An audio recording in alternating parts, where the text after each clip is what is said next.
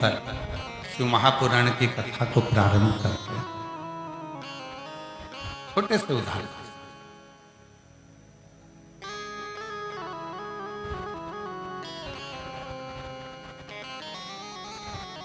शिव को कहीं मत ढूंढो। भगवान शंकर को यदि आप महसूस भीतर से करोगे तो शिव प्रकट।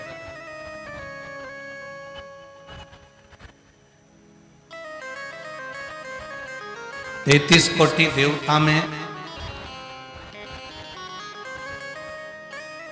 33 कोटि देवताओं में केवल एक देवाधिदेव महादेव हैं जिनको ढूंढा नहीं जाता।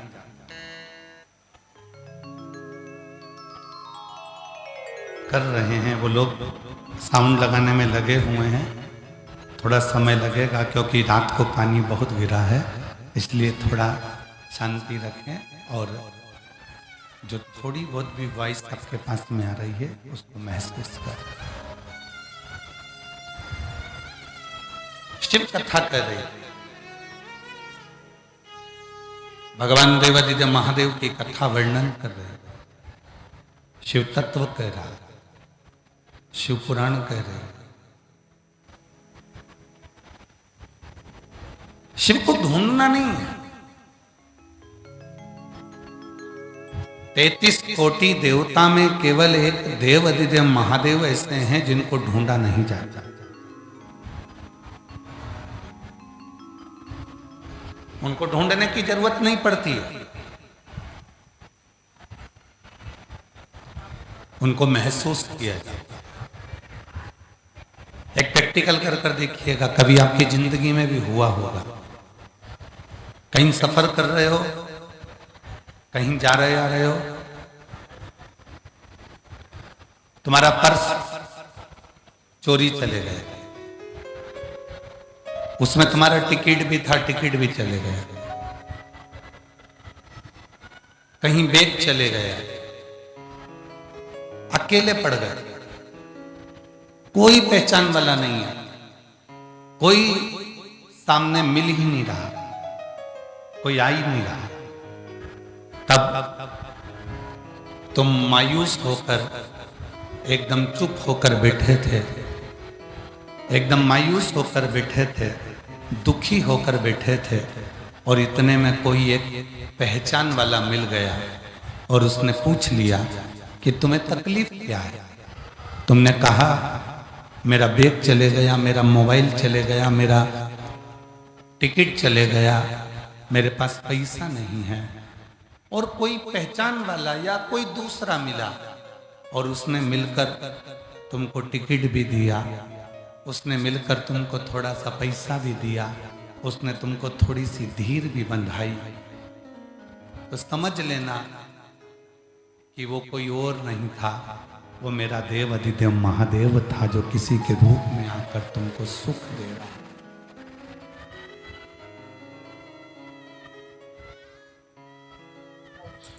प्रदीप मिश्रा महाराज की कथा और वीडियोज के लिए चैनल को सब्सक्राइब करें और वीडियोज को लाइक करें। काल मृत्यु वो मरे जो काम करे चंडाल, और काल उसका क्या बिगाड़े जो भक्त हो महा। जो शिव में लगा है, शिव की साधना में लगा है, शिव की उपासना में लगा है, भगवान शंकर को जो एक लोटा जल चढ़ा रहा है, भगवान शंकर को जो मना रहा है, शिव की साधना में जो डूबा हुआ है, भगवान शंकर की आराधना में जो डूबा हुआ है, भगवान शंकर का भजन जो कर रहा है, शंकर की शरणागति जो ग्रहण कर रहा है, शिव के मंदिर तक जो जा रहा है, समझ लेना अगर तुमने शंकर भगवान की शरणागति को ग्रहण किया है तो तुम्हारी दुख की घड़ी में मेरा महादेव खड़ा जरूर मिलेगा, मेरा शिव तुम्हारी दुख की घड़ी में जरूर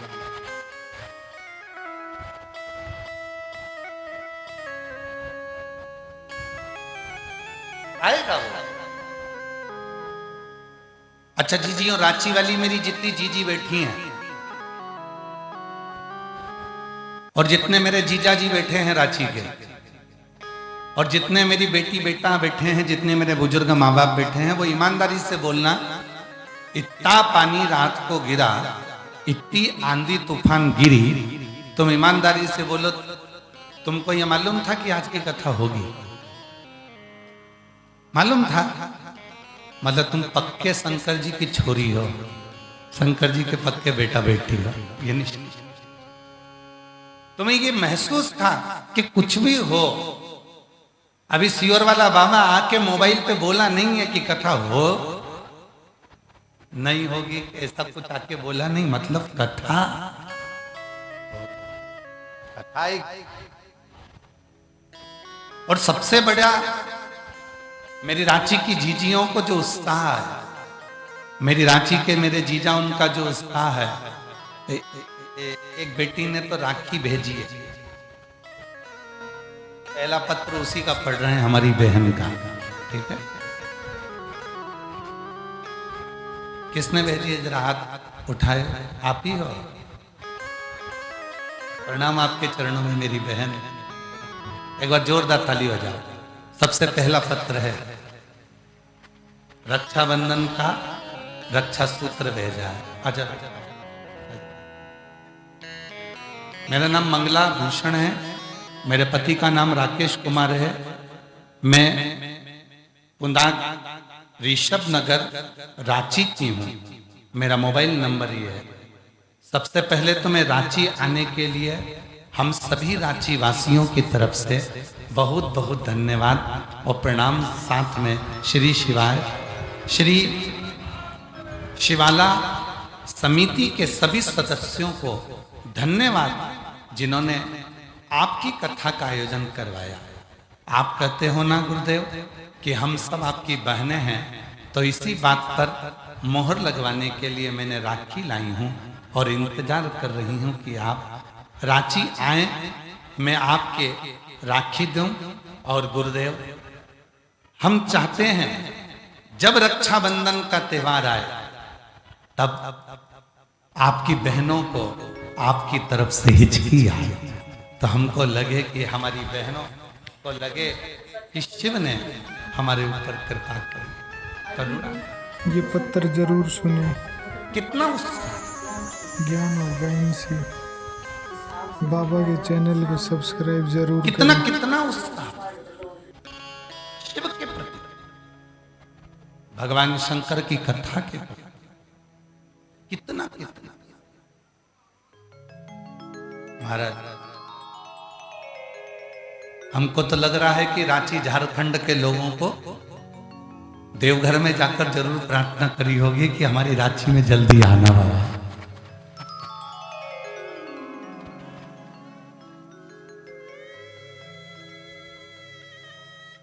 और शंभु शरण में पड़ी मांगो घड़ी घड़ी दुख का तो दया करी, हम तो खुश हो जाओ।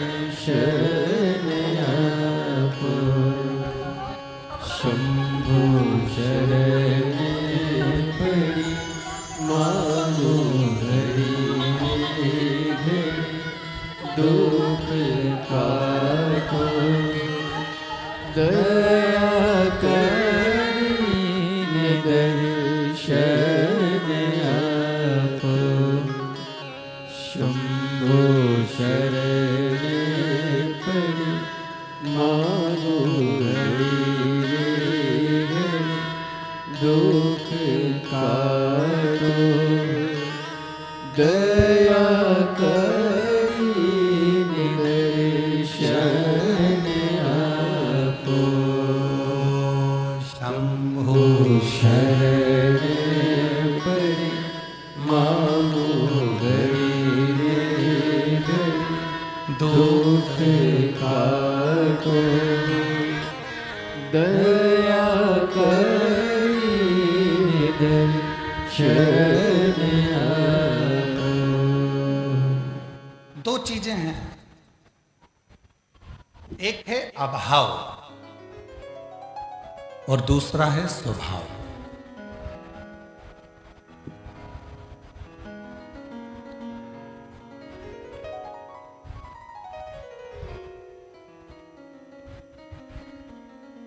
अभाव है तो उसका कोई ना कोई हल निकल सकता है। धन का अभाव है, एक ना एक दिन धन तुम्हारे पास आएगा। भूमि का अभाव है, एक ना एक दिन भूमि तुम्हारे पास आएगा। संतान का अभाव है, एक दिन संतान भी तुम्हारे यहां जरूर आएगा। एक है अभाव, दूसरा है स्वभाव। अभाव एक ना एक दिन समाप्त हो सकता है, पर स्वभाव जो व्यक्ति की सबसे बड़ी पूंजी है, स्वभाव जो व्यक्ति के जीवन का सबसे बड़ा धन है, आज के व्यक्ति के पास में स्वभाव की बहुत कमी है। स्वभाव, कई माताएं अपने अपने पतियों से भी कह देती हैं तुम्हें नौकरी नहीं करना, कोई बात नहीं। धन का अभाव है, चलेगा। घर में पैसा नहीं आ रहा, कोई बात नहीं। पैसे का अभाव है, चलेगा। पर पत्नियां कई बार अपने पतियों से कह देती हैं धन का अभाव चलेगा, पर निवेदन है तुम अपने स्वभाव का अभाव मत करो। क्यों चिड़चिड़ करना? धन नहीं आ रहा ना, चलेगा। पैसा नहीं आ रहा ना, चलेगा। वैभव नहीं आ रहा ना, चलेगा। पर अपने स्वभाव का अभाव मत। स्वभाव को चिड़चिड़ा मत करिए, स्वभाव को गुस्सेला मत करिए। भगवान शंकर को पाने के लिए दुनिया के लोग कहते हैं कि धन की जरूरत पड़ती है, हमारे पास में धन नहीं है, हमारे पास में धन का अभाव है। कोई कहता है हमारे पास में यहाँ बैठने का अभाव है, कोई कहता है हमारे पास में संपदा का अभाव है, कोई कहता है कि हमारे पास में इसका अभाव है, हमारे पास में बेलपत्री का अभाव है, हमारे पास में चावल के दाने का अभाव है, हमारे पास में ये अभाव है। पर शिव महापुराण की कथा कहती है, भगवान शंकर का चरित्र कहता है कि मेरे शंकर भगवान, मेरे उघड़दानी, मेरे शंभु धन के अभाव से नहीं, मेरे शंकर भगवान आपके स्वभाव से प्राप्त होते हैं। आपका स्वभाव क्या है?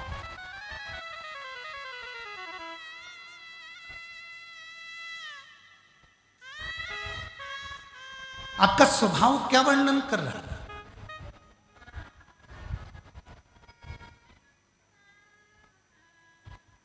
आपका स्वभाव क्या बोल रहा है?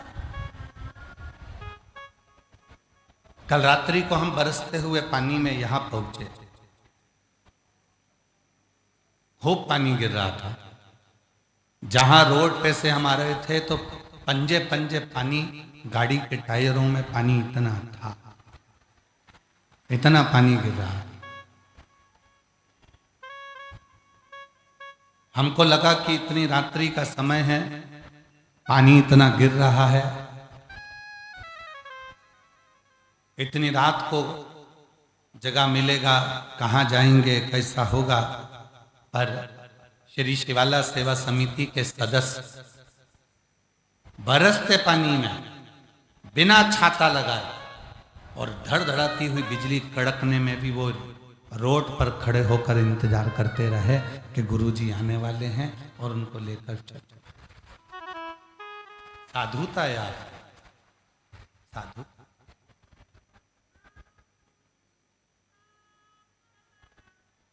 और मैं यहां की मीडिया को, सारी दुनिया की मीडिया देखी पर रांची की जैसी मीडिया नहीं देखी। यहां की मीडिया को, प्रिंट मीडिया को, सोशल मीडिया को, यहां के पत्रकार बंधुओं को धन्यवाद देता हूं। इतना पानी गिरने पर, इतना 2 बार 3 बार टेंट के उड़ने पर भी रांची के पत्रकार बंधुओं ने हमेशा अच्छा ही लिखा, जिससे ये शिव महापुराण की कथा अच्छे से हमारी रांची में हो गई। मैं यहाँ की प्रिंट मीडिया को, यहाँ के पत्रकारों को, यहाँ की सोशल मीडिया को, यहाँ के एक एक मीडिया कर्मियों को, यहाँ के यूट्यूबरों को धन्यवाद देता हूं। ऐसे यूट्यूबर आपने अपनी माता की गोद को सम्मानित करा कि इतनी सारी मेरी जीजियां, इतने सारे लोग शिव भक्त इस कथा का इंतजार कर रहे हैं और कैसे भी कथा रांची में हो जाए। कैसे मैं धन्यवाद देता हूं यहाँ। शिव भक्ति में क्या चाहिए? शंकर भगवान को तुम्हारे धन का अभाव है, कोई बात नहीं। तुम्हारे पास चढ़ाने के लिए चावल का दाना भी नहीं है, कोई बात नहीं। बेलपत्र भी नहीं है, कोई बात नहीं। तुम्हारे पास कुछ भी नहीं है भगवान को देने के लिए। 33 कोटि देवता में केवल देव अधिदेव महादेव एक ऐसे हैं जो तुमसे ना धन मांगते हैं, ना संपदा मांगते हैं, ना वैभव मांगते हैं। वो तो केवल तुम्हारा अच्छा स्वभाव मांगते हैं कि तू अपने घर में जिस दिन अच्छे से रहना चालू कर देगा, उस दिन मेरे शिव कहते हैं कि तू मेरा हो जाए, तू मेरा। अच्छा स्वभाव।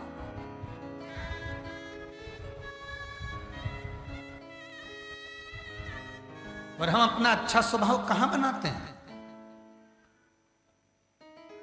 दोस्तों से बात करते हैं तो बहुत अच्छे से करते हैं।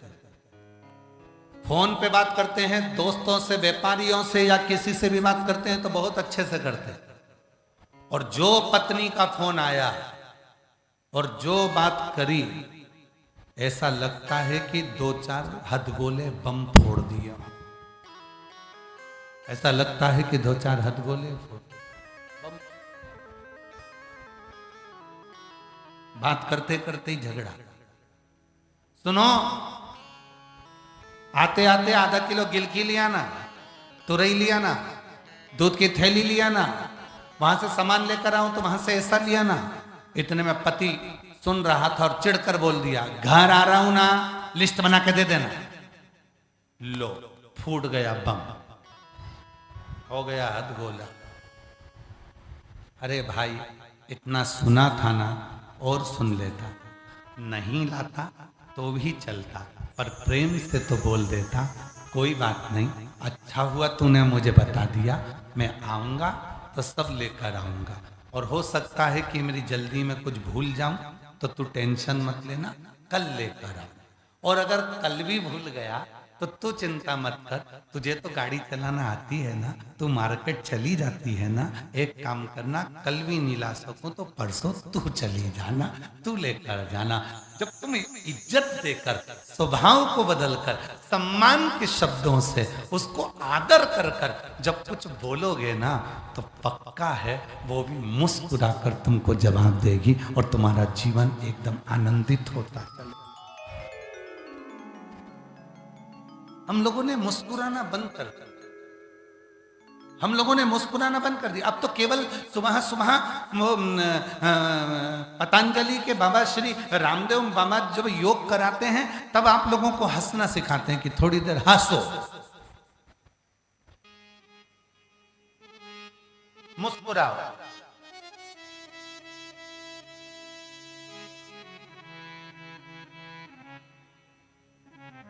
और क्या करे भारत का संत, और क्या करे भारत का साधु?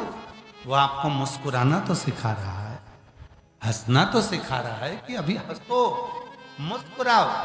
ये जीवन मिला है। मेरे शंकर भगवान के प्रत्येक स्वरूप का दर्शन करिए, मेरे शिव जी के प्रत्येक स्वरूप का दर्शन करिए। शायद 33 कोटि देवता में किसी देवी ने जितने क्वेश्चन नहीं करे, 33 कोटि देवता में किसी देवी ने अपने पति से कितने प्रश्न नहीं करे, उससे 1000 गुना ज्यादा प्रश्न भगवान शंकर की पार्वती जी ने, माता सती ने, उमा ने, कात्यायनी ने, कुष्मांडा ने, स्कंदा ने, माता पार्वती जी ने अपने पति से रोज हजारों प्रश्न करे हैं और उस प्रश्न का उत्तर स्वयं शिव ने मुस्कुरा कर दिया।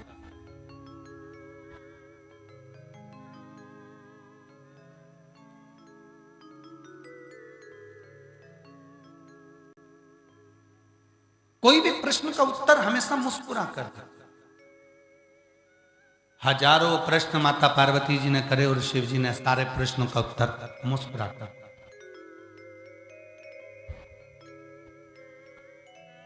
मुस्कुरा। और एक आज का मनुष्य है जो किसी भी प्रश्न का उत्तर मुस्कुरा कर ही नहीं देता, उसके चेहरे पर हंसी ही नहीं रहती। कितना सुंदर प्रश्न था। सबसे पहला प्रश्न माता पार्वती जी ने शिव जी से किया, और बहुत भारी प्रश्न।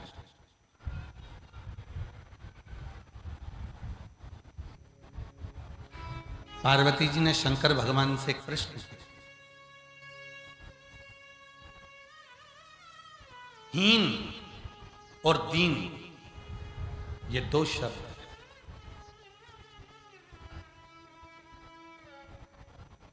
एक शब्द है हीन। आप लोगों ने सुना होगा पुत्रहीन, इसके घर में पुत्र नहीं है। धनहीन, इसके पास में धन नहीं है। संपदाहीन, इसके पास में संपदा नहीं। वैभवहीन, इसके पास में वैभव नहीं। धनहीन, मकानहीन हो सकते हो, बंगलाहीन हो सकते हो, दुकानहीन हो सकते हो। दुकान नहीं है, बंगला नहीं है। दो शब्द माता पार्वती जी ने शिव जी से प्रश्न करा, एक है हीन, दूसरा है दीन। पुत्रहीन मतलब पुत्र नहीं है, संतानहीन मतलब संतान नहीं है, धनहीन मतलब धन नहीं, वैभवहीन मतलब वैभव नहीं। तो पार्वती जी ने एक प्रश्न करा कि हीन और दीन ये दो शब्द हैं, इन दो शब्दों में आप मुझे ये समझाएं कि सबसे प्रबल शब्द कौन सा? सबसे प्रबल शब्द। शिव जी ने पार्वती जी से कहा, भगवान शंकर मां पार्वती जी से बोले, एक शब्द है हीन, बाबा पत्थर पड़ेंगे, पुत्रहीन, धनहीन, वैभवहीन, मेरे पास में ये कुछ भी नहीं। तो शंकर भगवान मुस्कुराकर उत्तर देते हैं पार्वती को, सुनो पार्वती, वो दो पत्थर शब्द हैं, एक हीन मतलब नहीं है और दूसरा है दीन। दीन का मतलब होता है कि मेरी शरणागति ग्रहण कर लेना। पार्वती, जो मेरे मंदिर में आकर, मेरे शिवालय में आकर एक लोटा जल जो समर्पित करता है, पार्वती मैं उसको दीन जानकर उसके दुखों को अपना बना लेता हूं और उसको जिंदगी में कभी हीन नहीं होने देता। उसकी जिंदगी को मैं संपदावान, उसको मैं कभी जिंदगी में फिर हीन नहीं होने देता। फिर मैं देना चालू करता। एक पत्र है, अच्छा है, देखिए, रिया ओझा जमशेदपुर टाटानगर से आई हैं। कहीं बैठी हो तो हाथ हिला सकती हैं। रिया ओझा कहीं बैठी हैं तो हाथ हिलाएं। रिया ओझा अगर कहीं बैठी हो तो हाथ हिला सकती हैं। रिया ओझा। और अगर कहीं बैठी हो तो आ सकती हैं बेलपत्र लेने के लिए। रिया ओझा जमशेदपुर टाटानगर से हैं। मेरा मोबाइल नंबर ये है। गुरुदेव, एलईडी पर पत्र चल रहा है? हाँ ठीक। गुरुदेव, मैं बाबा का कृपा का क्या बखान करूं। बाबा ने तो मेरे असंभव काम को भी संभव कर दिखाया। गुरुदेव, मेरी शादी को 5 साल हो गया था। डॉक्टर ने बोल दिया था तुम कभी मां नहीं बन पाओगी। फिर मैं जमशेदपुर में जब शिव महापुराण की कथा हुई, तब मैं किसी के कहने पर कथा के पंडाल में पहुंच गई और कथा सुनने के लिए बैठ गई। वहां पर जितनी मेरी बहनें आई थी, सब एक ही बात कर रही थी कि तू चिंता मत कर, कथा सुनकर जब यहां से जाए तो यहां की मिट्टी को अपने पेट पर, गर्भ पर लगाकर जाना, बाबा तुझे औलाद जरूर देगा। गुरुदेव, 7 दिन पंडाल में बैठकर कथा सुनी। बाबा की ऐसी कृपा हुई कि अगले 3 महीने के बाद पता चला कि मैं मां बनने वाली हूं। और बाबा की कृपा से 18/11 2024 को मेरे घर में बेटे ने जन्म लिया। अब मैं बाबा को प्रणाम करने के लिए यहाँ आई हूँ। मेरा नाम रिया ओझा, जमशेदपुर टाटा से आई हूँ। मेरा मोबाइल नंबर ये है। अब पत्र में लिखा, डॉक्टर ने बोल दिया था कि तुम कभी मां नहीं बन सकती, तुम कभी मां नहीं बन सकती, ये डॉक्टर बोल दिया। विश्वास, भरोसा, दृढ़ता। शिव महापुराण की कथा में पार्वती जी ने पहला प्रश्न यही किया कि हीन में और दीन में क्या अंतर है। शिव जी कहते हैं हीन, कोई पुत्रहीन हो सकता है, कोई संतानहीन हो सकता है, कोई धनहीन हो सकता है, कोई वैभवहीन हो सकता है। उनके पास में वैभव नहीं होगा, धन नहीं होगा, संतान नहीं होगी। पर पार्वती जो मेरे शिवालय में आकर एक लोटा जल चढ़ाना प्रारंभ करते हैं, जो मुझे भजना प्रारंभ करते हैं, फिर वो मैं उसको दीन समझने लगता हूँ। दीन का मतलब होता है मेरा अपना। दीन का मतलब होता है जिसने सर्वस्व मुझ पर छोड़ दिया हो। पार्वती फिर वो दीन में उसको जानकर किसी भी तरह से उसको हीन नहीं रहने देता। फिर उसको जो दुख होता है उस दुख को मैं समाप्त कर कर रहता हूँ और उसकी गोदी भर कर रहता हूँ। ये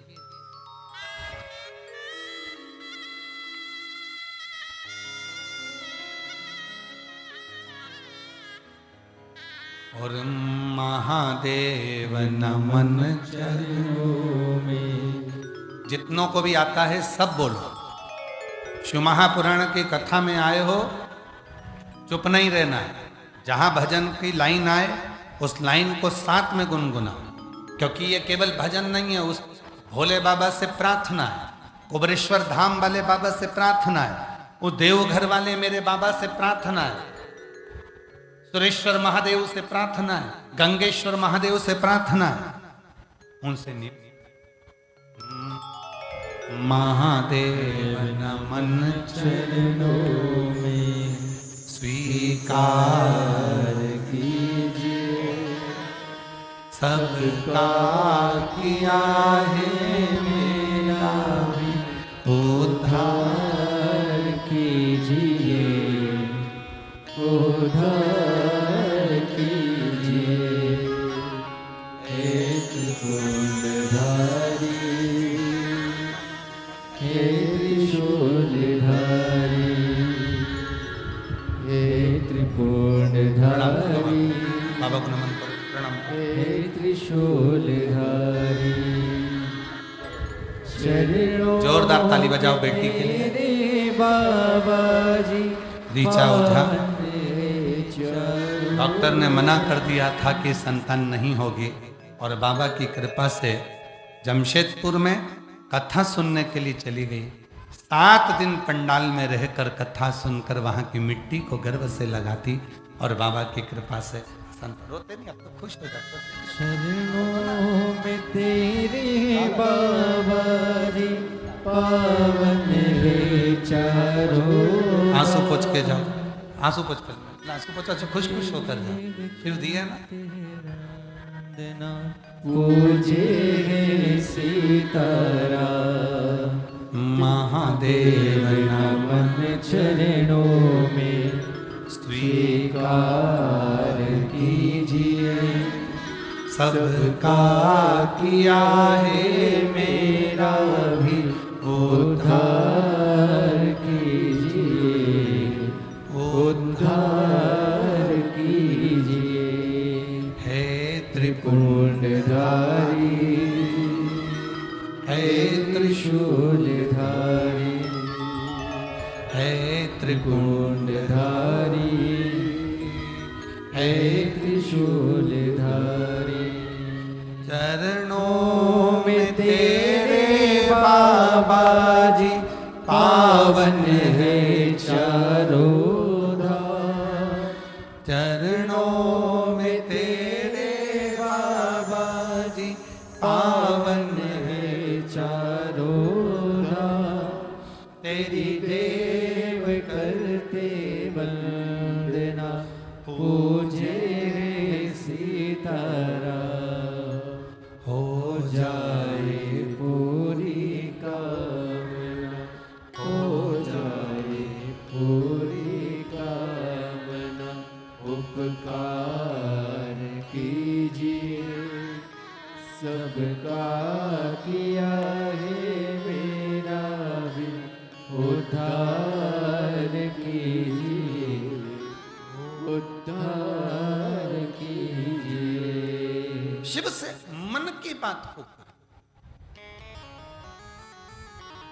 हम तो कहेंगे जितने भी शंकर के भक्त हैं, जितने भी शंकर भगवान को एक लोटा जल चढ़ाने वाले हैं, हर हर जितने भगवान शंकर की साधना करने वाले, जितने शिव की उपासना करने वाले, जितने देवघर में जाकर बाबा को गंगा जल चढ़ाने वाले हैं, कांवड़िए हैं, जितने भगवान शंकर के भक्त हैं, बाबा की कथाओं के लिए चैनल उपासना करने वाले, शिव की साधना करने वाले, शंकर के मंदिर का दर्शन करने वाले, या अपने माता पिता को नमन करने वाले, अपने बुजुर्गों का आदर करने वाले जितने भी हैं, वो हीन नहीं है, वो दीन है। और दीन है तो वो शंकर की कृपा से एक न एक दिन निहाल होकर ही रहते हैं, उन पर शिव कृपा कर कर ही रहते हैं। वो दीन है।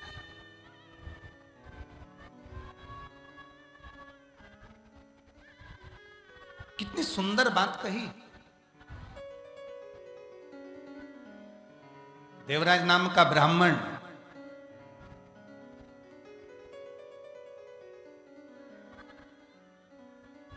जो कभी शंकर के मंदिर नहीं गया, कभी शिवालय नहीं गया, कभी देवालय नहीं गया, जिसने शंकर भगवान पर कभी एक लोटा जल नहीं चढ़ा,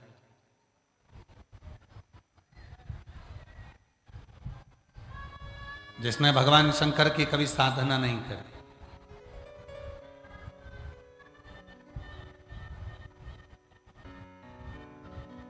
जो शिव के मंदिर ही नहीं गया, जो शिव साधना में लगा ही नहीं, ब्राह्मण होने के बाद भी चोरी करता है।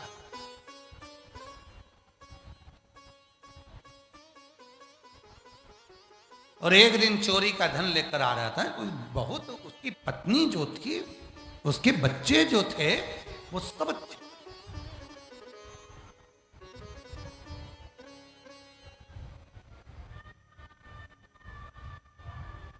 संसार का कोई बेटा अपने बाप से कभी नहीं कहता कि पापा मुझे चोरी कर कर मोबाइल ला कर देना। संसार की कोई पत्नी अपने पति से यह नहीं कहती कि मुझे चोरी कर कर धन ला कर देना। पत्नी कहती है कि तुमसे विवाह हुआ है, बस मेरा पेट भर देना, भूखी ना रहूं, बच्चे भूखे ना रहें, परिवार में सब सुख हो। पत्नी कभी ये नहीं कहती कि तुम चोरी कर कर लाना, कि डाका डाल कर लाना, कि कहीं से लूट कर लाना। है कोई पत्नी? कभी सुना तुमने कि किसी पत्नी ने अपने पति से कहा है कि चोरी कर कर लेकर आओ, डाका डाल कर लेकर आओ? बच्चों ने कहा हो कि पापा मुझे अच्छे स्कूल में पढ़ाना है, तो मुझे तुम चोरी कर कर लेके आना, डाका डाल कर लेकर आना। ना कभी कोई बच्चे अपने पिता से कहते हैं कि चोरी करो, और ना कोई पत्नी अपने पति से कहती है कि चोरी करो। क्यों? क्योंकि उसको मालूम है व्यक्ति को अपने कर्म का दंड भोगना पड़ेगा, उसको मालूम।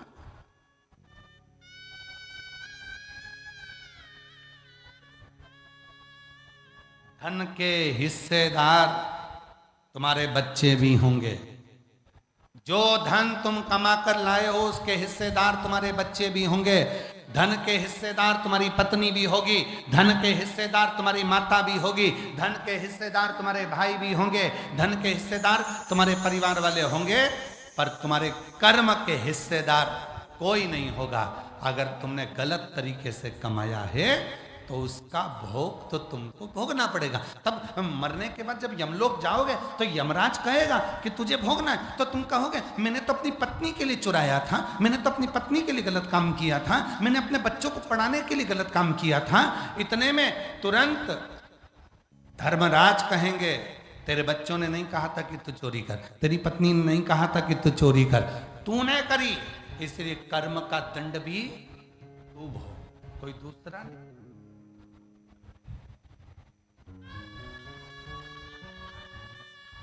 मत बुरे कर्म कर बंदे वरना पछताएगा, भगवान की आंखों से तू बच नहीं पाएगा, तू बच नहीं पाएगा। अरे ओ अज्ञानी मत कर नादानी तुम्हारे कर्म का भोग तुम्हें भोगना है, तुम्हारे कर्म का दंड तुमको पाना है, तुम्हारे कर्म का भोग तुमको देखना है, कोई दूसरा नहीं भोगेगा, तुमको भोगना है। हम फिर निवेदन करें, अपने को छींक आई है तो छींकना अपने को पड़ेगा, अपने को खांसी आई है तो खांसना अपने को पड़ेगा, अपने को पेट में दर्द हुआ है तो दवाई अपने को खाना पड़ेगी, और अपने किए गए कर्म का भोग भी अपन को ही भोगना पड़ेगा, कोई दूसरा नहीं भोगे।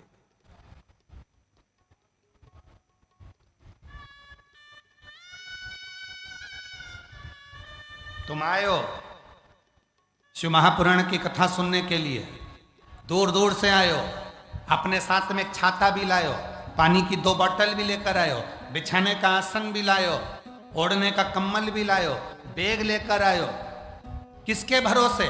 तुमने सोचा मैं जाऊंगी मेरे बाबा के चरणों में बैठकर कथा सुनूंगी, वहां की मिट्टी को आरती होने के बाद, जैसे ही 5 बजे आरती होगी, आरती होने के बाद वहां की रज को मैं नमन कर कर अपने शरीर पर लगाऊंगी, उससे विनय करूंगी, भोला सब दुख काट दे मेरा भोलेनाथ, बहुत दुखी हूँ, मेरे जीवन के सारे कष्टों को तू मिटा दे मेरे शंकर। मैंने सुना है ब्रह्मा ब्रह्म लोक में रहते हैं, भगवान विष्णु बैकुंठ लोक में रहते हैं, इंद्र इंद्रलोक में रहते हैं, मैंने सुना है शिव तुम तो पृथ्वी लोक में रहते हो, तो तुम ही तो मेरा दुख मिटाओगे, इसलिए मेरे बाबा मैं आपकी रज को, मिट्टी को, यहाँ की धूल को मैं नमन करती हूँ कि मेरा दुख तुम मिटाओ। आए हैं बहुत सारे, मेरी जीजियां, मेरे जीजा, मेरी बेटियां, मेरे बेटा, मेरे बुजुर्ग माँ बाप, ना जाने कितने कितने, इतने रांची की भूमि पर हमने नहीं सोचा था कि पहले दिन तुम पंडालों में भरे मिलोगे, और तुम सबको मालूम था कि पंडाल उड़ चुके हैं, तुम सबको मालूम था कि रात को खूब पानी गिरा, उसके बाद भी तुम लाखों की संख्या में पूरे पंडालों में भरे पड़े हो, तो कहीं ना कहीं तुम मेरे बाबा से, अपने पिता से बात करने के लिए आए हो कि भोला सब दुख काटो माँ, ओ भोला सब दुख काटो माँ। बाबा से अपने मन की बात कहने आए हो कि मेरा दुख, मेरा भीतर की जो कष्ट है, मेरे भीतर का जो तकलीफ है वो मिट जाए। एक पत्र है, उस पत्र में उस बहन ने क्या लिखा है,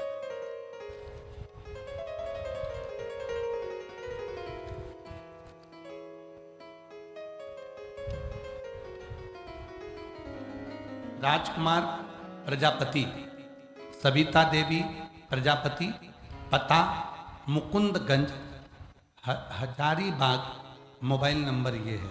मैं मुकुंदगंज हजारीबाग से आई हूँ, कहीं बैठी हूँ तो हाथ हिला सकती हैं। मुकुंदगंज हजारीबाग से हैं राजकुमारी प्रजापति, सविता देवी प्रजापति। हाथ हिलाइए, आप ही हैं? ऐसा हाथ हिला दो एक बार। हाँ आ जाइए, आ जाओ, एक बार वापस हाथ हिला दीजिए, एलईडी के पास में है। हाँ एक बार वापस हाथ हिला, फिर से हाथ हिलाओ एक बार। हाँ ठीक है, आ जाइए। राजकुमार प्रजापति, सविता देवी प्रजापति, पता है मुकुंदगंज हजारीबाग, मेरा मोबाइल नंबर ये है। 2022 से आपकी कथा सुन रही हूँ। एक लोटे जल का क्या बखान करूं, मेरा बेटे की उम्र 17 साल है। मेरा बेटा पिछले 3 सालों से एक तबीयत खराब हो चुकी, रांची के बड़े बड़े डॉक्टरों को दिखा दिया, फिर भी बीमारी का कोई पता नहीं चल पा रहा।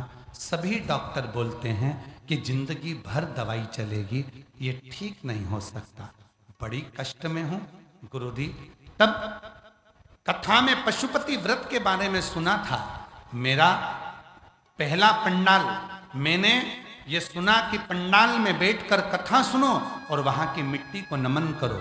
आप कहते हो कि डॉक्टर शंकर का एक रूप होते हैं, तो डॉक्टर को हम शंकर भगवान मानते हैं, क्योंकि आप ही तो कथा में कहते हो कि डॉक्टर शंकर हैं, शिव हैं। हम डॉक्टर को शिव मानते हैं। आप कहते हो कि डॉक्टर का इलाज कराओ, हम डॉक्टर का इलाज भी करवाते हैं। साथ में आप कहते हो डॉक्टर का इलाज कराओ, डॉक्टर जो दवाई दे उसको कुंदकेश्वर महादेव के नाम से खाओ और पंडाल में बैठकर वहां की मिट्टी को नमन कर कर शरीर पर लगाओ। हम कथा के पंडाल में देवघर पहुंच गए।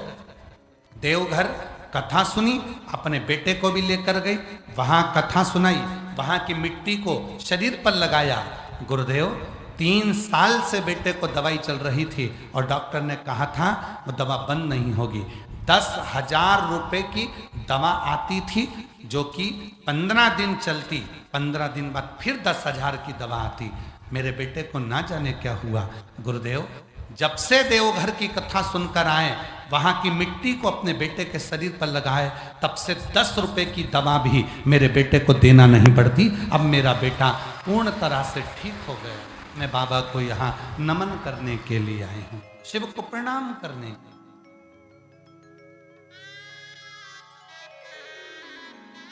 उससे कहो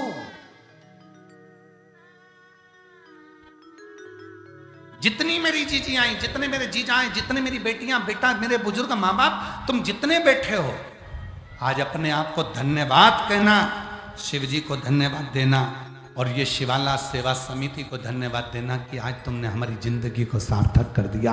जो रांची में शिव महापुराण की कथा करवा मिल गई।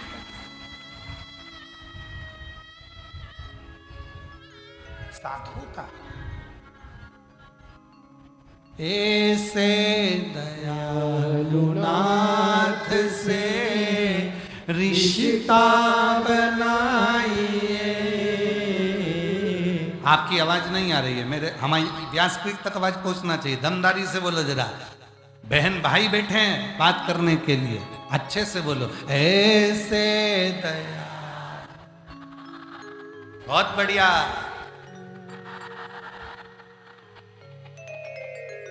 मिलता रहेगा आपको जो कुछ भी चाहिए,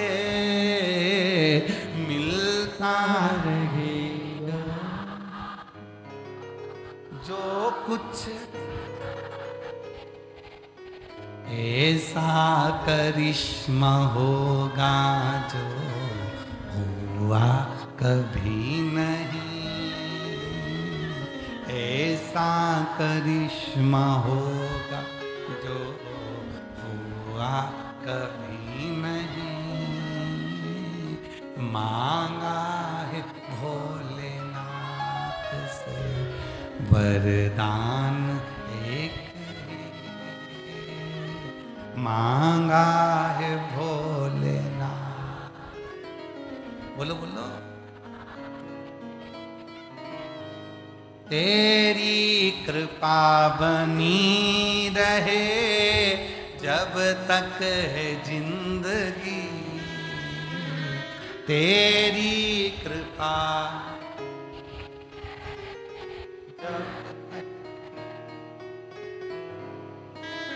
मांगा है भोलेनाथ से वरदान, मांगा है वरदान। सार्थक जिंदगी तब है जब तुम भगवान शिव की शरणागति ग्रहण कर लो। और जिस दिन तुम दीन हो गए, जिस दिन तुम परमात्मा के हो गए, जिस दिन तुमने सोच लिया मेरा संपूर्ण जीवन जो कुछ भी है वो शिव का है, समझ लेना उस दिन तुम दीन हुए। दीन तो हो गए, अब तुम हीन नहीं रहोगे। तुम्हारे यहाँ ना संपदा की कमी होगी, ना वंश की कमी होगी, ना वैभव की कमी होगी, ना कोई तकलीफ होगी। जो दीन हो गया, जो भगवान का हो गया, जो शिव की शरणागति का हो गया, जो शंकर भगवान का हो गया, फिर जो दीन बन जाता है, परमात्मा का हो जाता है, फिर वो हीन नहीं रहता है। फिर उसे शिव सब कुछ दे देते, सब कुछ।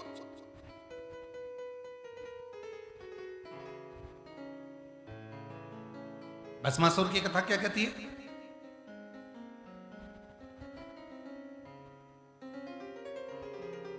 सुन लिया था भस्मासुर ने शिव जी की आराधना करना है। धर्म पत्नी ने कह दिया भस्मासुर को, जो देते हैं शंकर भगवान देते हैं।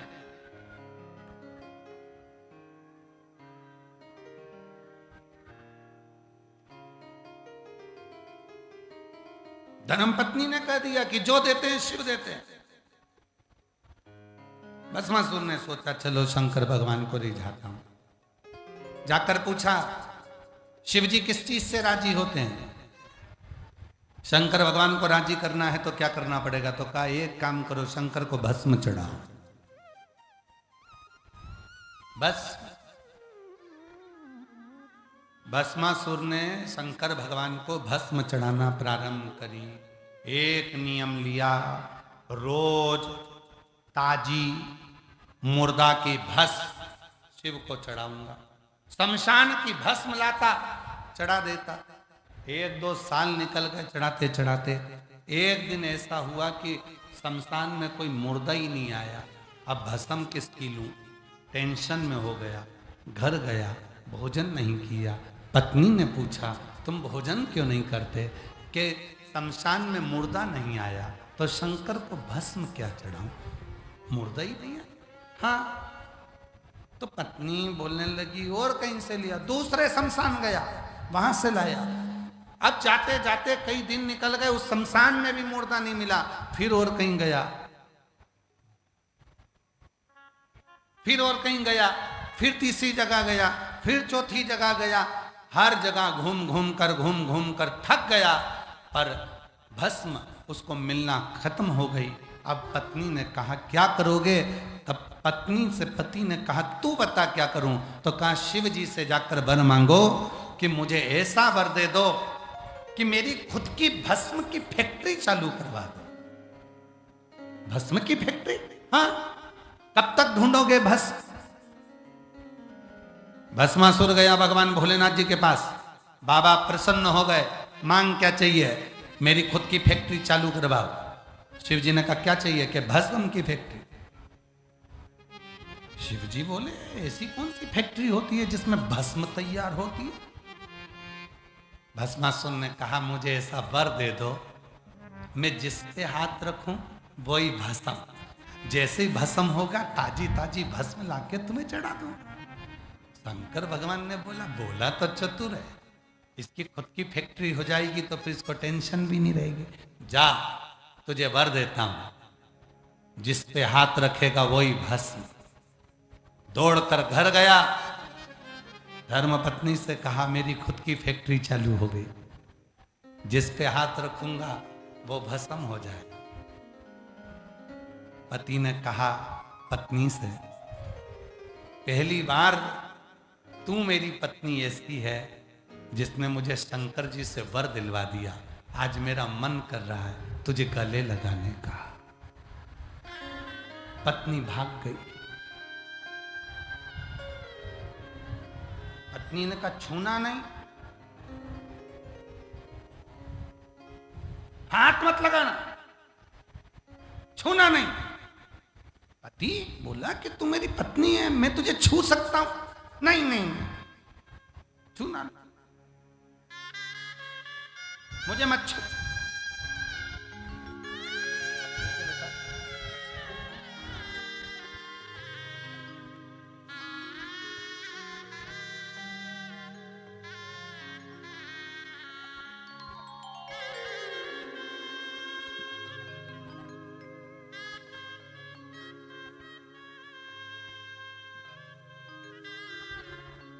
दीदी बता रही है डॉक्टर ने कह दिया था कि जिंदगी भर दवाइयाँ चलेगी, ये ठीक नहीं होगा। देवघर लेकर आ गई थी, देवघर के एक पंडाल में बैठकर कथा सुनकर वहीं की मिट्टी को लगाना। बाबा की कथा सुनकर फिर गई, जांच कराई, डॉक्टर ने सारी दवाई बंद कर दी, कहा अब तुम्हारा बेटा पूरी तरह से ठीक हो चुका है। एक बार जोरदार ताली बजाए।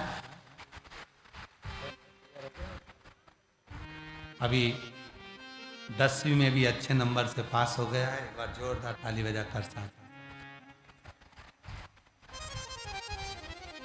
पत्नी ने कहा मुझे छूना नहीं, भस्मासुर कहता। पत्नी कह रही है छूना नहीं मुझे। पत्नी भागी, पति ने कहा क्यों ना छू? पत्नी कहती है नहीं, मैं जानती हूं शंकर भगवान को, मैं शंकर भगवान को जानती हूं, उन्होंने तुम्हें झूठा वरदान दिया होगा। पति कहते झूठा वरदान? हाँ, एक बार जाओ वापिस शंकर जी के पास, प्रैक्टिकल करके देखो। शिव जी के पास जाकर प्रैक्टिकल। हाँ, जिसने फैक्ट्री खुलवाई है माल सबसे पहले उसी को दो। भस्मासुर गया। शिव जी ने पूछा क्या बात है भस्मा, आज कैसे आ गया? भस्मासुर कहने लगा मेरी पत्नी कह रही है कि तुम झूठा वर देते हो। शंकर भगवान बोले हमें लोग सत्यम शिवम सुंदरम के नाम से जानते हैं, और तेरी पत्नी कह रही है कि झूठा वर देते हैं। हाँ, इसलिए मेरा मन है कि मैं तुम्हारे सिर पर हाथ रखकर देखूंगा कि तुम भस्म होते कि नहीं हो। शंकर भगवान बोले अगर मैं ही भस्म हो जाऊंगा तो भस्म किस पे चढ़ाएगा? भस्मासुर बोला प्रभु मैंने सुना है कि मेरे हृदय में भी शंकर बसे हैं, अगर तुम भस्म हो भी गए तो तुम्हारी भस्म मैं अपने ऊपर चढ़ा। शंकर भगवान बोले गजब का भगत है। अब भस्मासुर आगे आया और शंकर भगवान पीछे खसक गए। भस्मासुर और आगे आया, शंकर भगवान और पीछे खसक गए। भस्मासुर और आगे आया, शंकर भगवान पार्वती के पास चले गए। पार्वती जी बोली बहुत घबराए हुए दिख रहे हो, इतने टेंशन में तो तुम कभी नहीं दिखे, क्या बात है? शिव जी ने कहा भस्मासुर आया है तो तुम्हारा भगत है, तुम्हारा ही चेला है।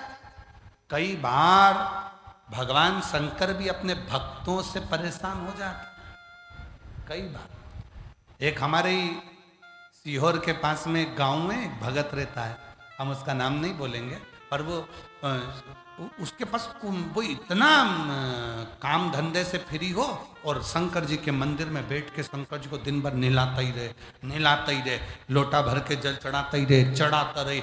नदी में से पानी भरे चढ़ाए, तालाब में से पानी भरे चढ़ाए, तालाब में से पानी भरे चढ़ाए, तालाब में से पानी भरे चढ़ाए, खूब चढ़ाए, खूब चढ़ाए, खूब चढ़ाए।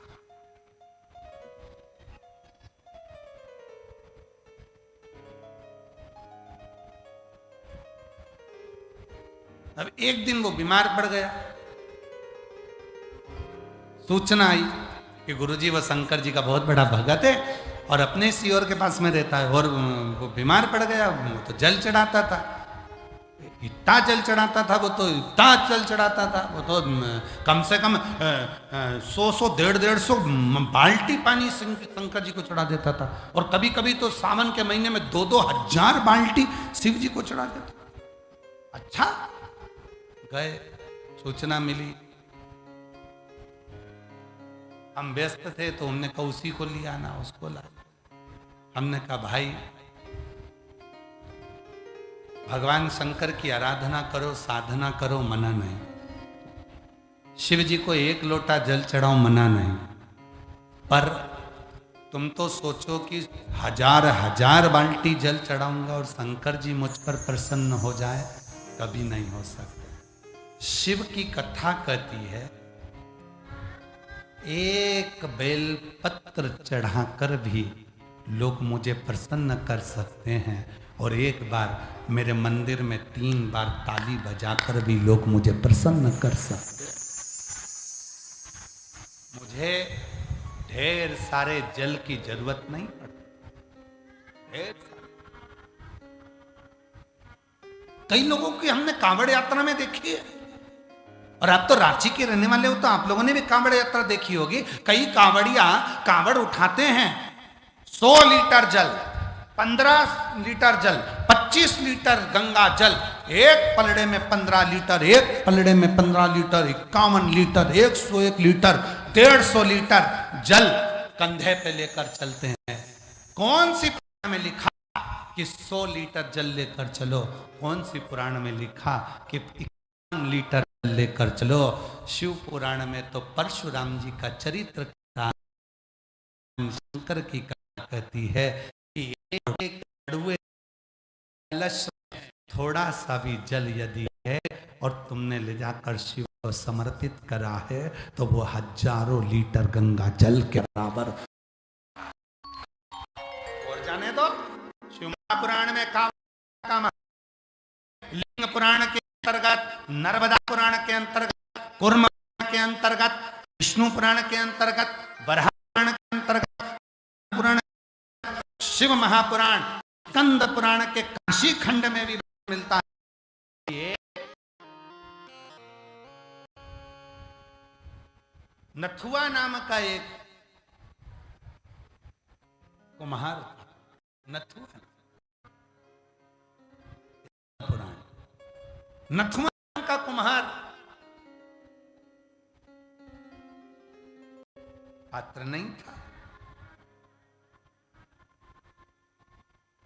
पात्र नहीं है, बहुत साधारण परिवार से जल के लिए जब पात्र नहीं था, सारा गांव कावड़ चढ़ाने के लिए जा रहा था, नथुआ के पास पात्र नहीं था तो उसने अपने गले में पड़े हुए पिछोड़े के 2 भागों को गंगा जल से, दोनों पिछोड़ों के भागों को गंगा जल से गीला कर लिया।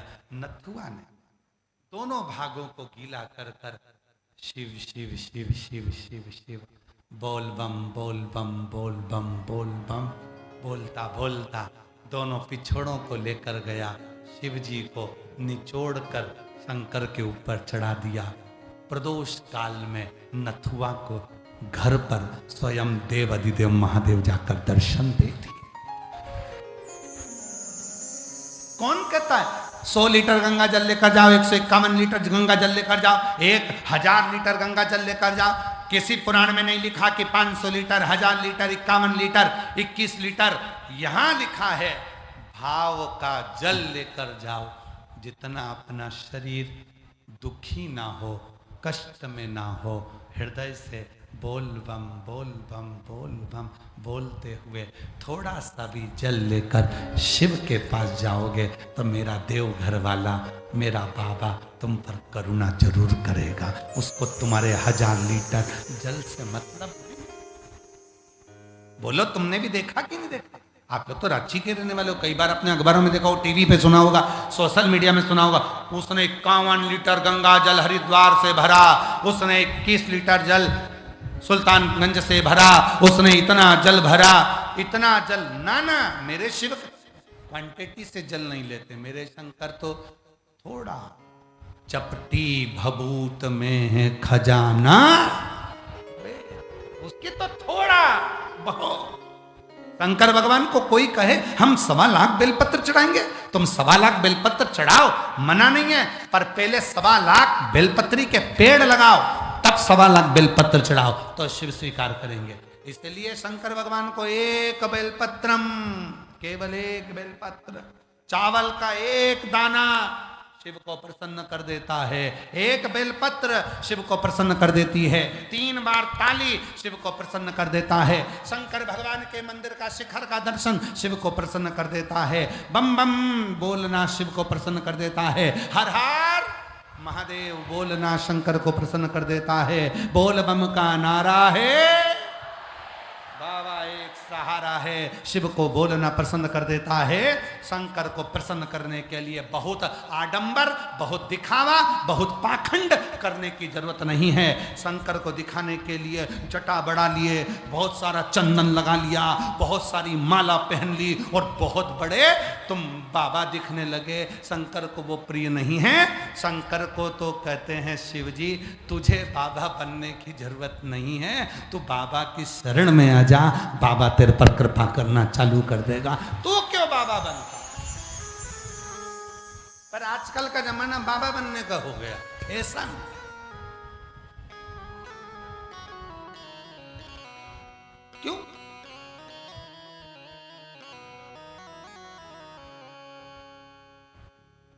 ऐसा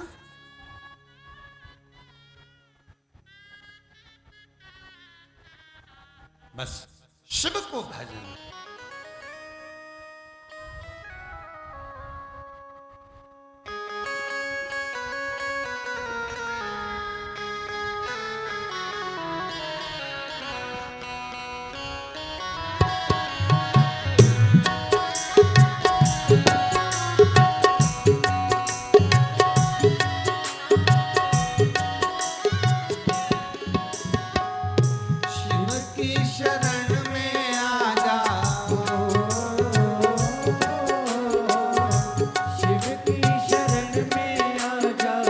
भोले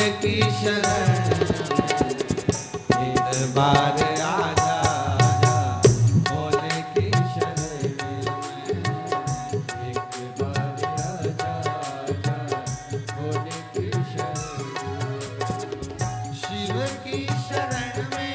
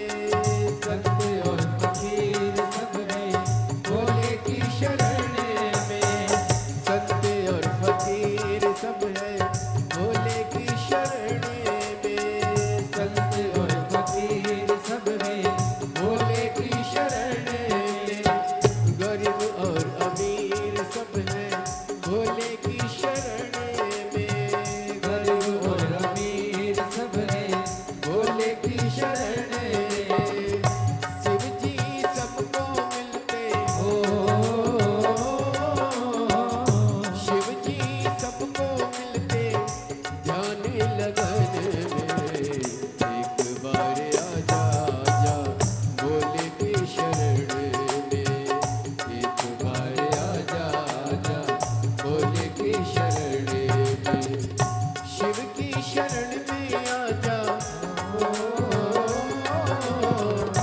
शिव की शरण में आजा, भोले की शरण में एक बार आजा, आजा भोले की शरण में एक बार आजा, आजा भोले की शरण में।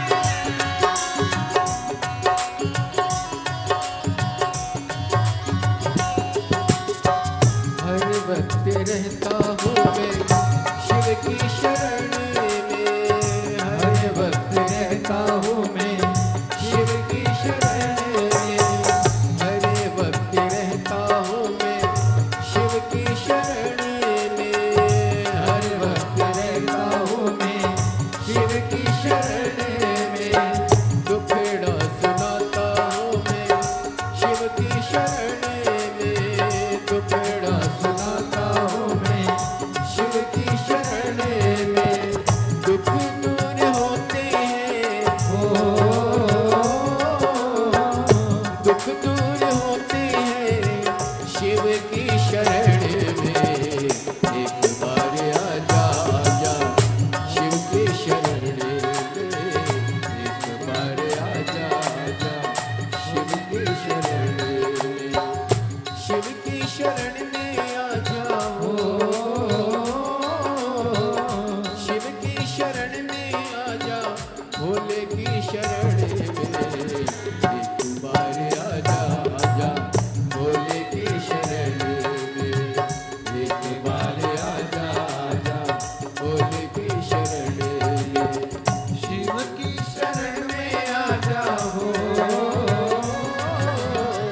शिव की शरण में आजा, भोले की शरण में एक बार आजा, आजा भोले की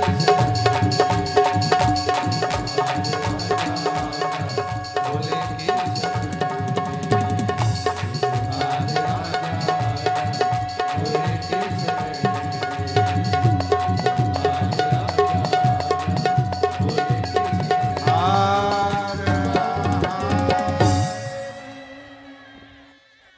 अपने स्थान पर बैठकर बाबा